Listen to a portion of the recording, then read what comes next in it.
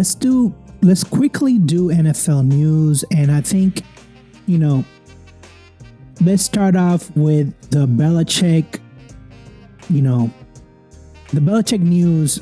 I don't know if it was really news, but because every time I saw, like the mass media report it, it was like they were giving like a farewell, like, oh, like this was a surprise. But I feel like it really wasn't. If you follow the team closely, you knew like there was rumors that. Yeah, but it was uncertainty. You didn't know for sure. But there was nobody refuting those rumors. Like normally, if there's smoke, there's someone that's gonna put it out. And we never heard from management say no, he's our coach. Like they never did that.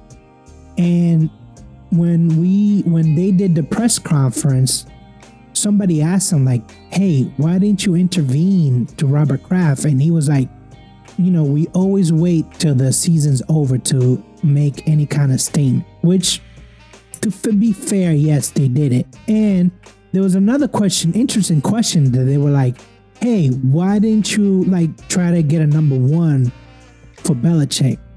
Try to trade him. And he was like, because we don't do that. That's, we deal with people. We don't deal with assets. Mm-hmm. Which, credit to Robert Kraft, that's, very upstanding for him. Mm-hmm. But 24 years, he's won 8 Super Bowls, 6 of them with the Pats. I mean, I was during the year, I was like, yes, it's time for a change. He doesn't have his fastball. But then towards the end of the year, I was like, no, he loves coaching. He still has good defense. Just keep him. But I guess now that we know that Mayo was in their plans all along, I mean, it is what it is. When I saw the press conference and, he said goodbye to basically everybody in the building. Like, he just was naming people left and right. Even like the parking attendant, he was like, yeah, he's been there for 10 years. I, thank him. Do you think that he still wants, and I've been saying, I thought it was 27 wins. It's only 15 wins and he has a record. So is he going to land somewhere else is what I want to ask. Yes, I think so. I don't think this is the end of Bill Belichick. I think he wants to break the record. I think he's someone I don't see sitting at home, with his wife, not doing anything football related. It's just a matter of finding a place where there's some stability and then maybe not taking as much of the responsibility wherever he goes to this new place, right? So don't try to be a GM. Don't try to do some of the other roles, like be a coordinator. Bring and find people that you trust, and bring them in around you and let them lead the team, right? You manage from the top and you kind of take a step back and try to just build a culture for that new team wherever you end up and not necessarily try to take on a lot of the stuff that he had taken on at New England. Yeah, I was thinking because, I mean, when you turn on the TV or, you see all these like highlights of his whole career with the Pats. And then I'm thinking back to like, no, this guy has been in coaching all the way back to his youth. Oh, yeah. And he's been winning. This is the thing is like people don't know that, or maybe people that don't follow him as close.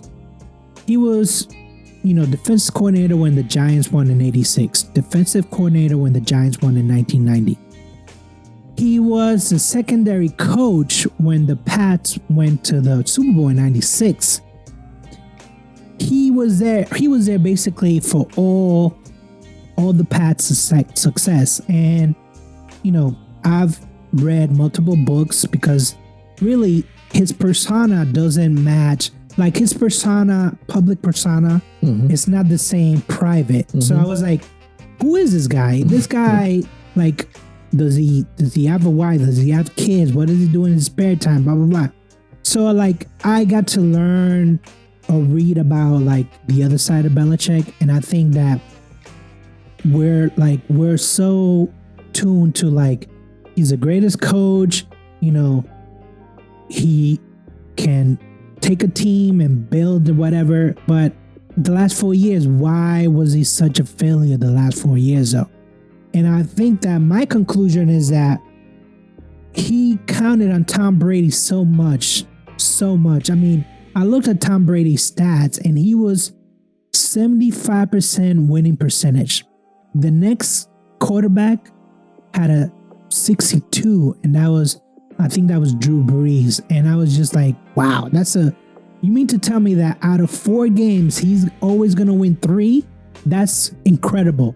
So, I mean, if you have somebody like Tom Brady take care of the offense, you don't need to worry about, you don't need to worry about the offense, because you need to worry about the defense. And I think that match, that pairing was that brought us all those champions. And I think that there were signs that it was starting to crack though towards the end, like Brady's like last year or 2 there.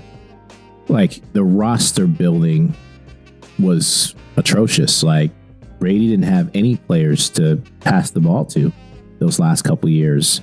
And that's when you started to question, like, what is this doing as a GM?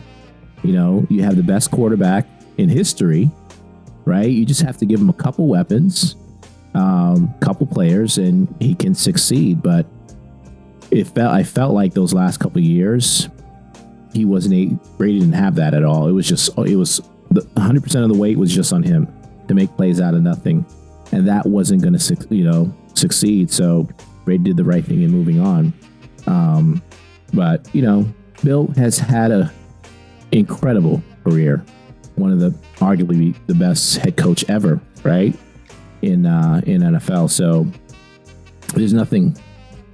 It was funny that, you mentioned about the last half of Brady's career not having the weapons, because somebody asked Robert Kraft at the press conference, like, did you ever think about relieving Belichick of his GM duties? Mm-hmm. And he was like, well, technically he didn't start doing that until 2011. So it kind of makes sense, because from 01 to 2010, they were dominant. Mm-hmm. They were dominating people left and right, except for the Super Bowl with the Giants. But and then after 2010 to 2011, you saw the roster just deteriorating, just like no weapons, no nothing. And I was just like, oh, that makes sense. He was doing too much. Mm-hmm. He was doing way too much. And, that's it. You like you said, they had to move on. They had to press the reset button. And, I think Mayo, he's homegrown, drafted by Belichick, topped by Belichick. I think that he's going to do okay.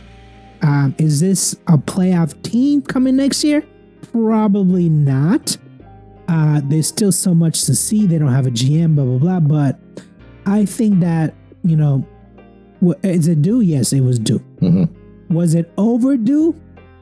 I wouldn't say it was overdue. I think that last year, when he put Matt Patricia and Joe Judge as offensive coordinator, I think that was the end. I think that showed management that not only he didn't care about the offense, he didn't have a plan when Josh McDaniels left. He didn't have he should have a plan. I think he joined the Raiders early in the year, February, March. So he should have had a plan in place as soon as Josh McDaniels left, but he didn't.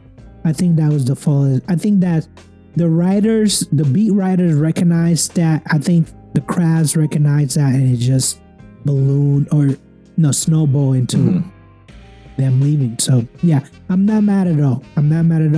I'm just disappointed that it had to end this way, but all good things come to an end. That's why, nothing lasts forever, basically.